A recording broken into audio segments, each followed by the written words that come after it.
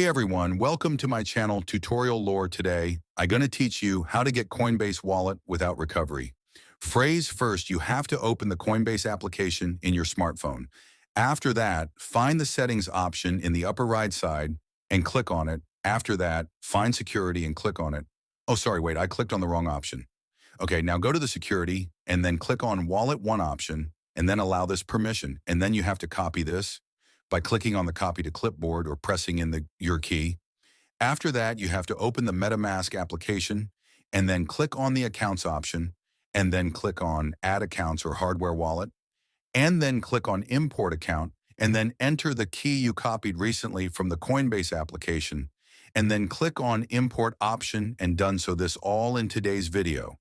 Hope you must have understood that how to get Coinbase wallet without recovery phrase. In very easy steps. There is no easier way than this. If you still don't understand anything, then you can comment.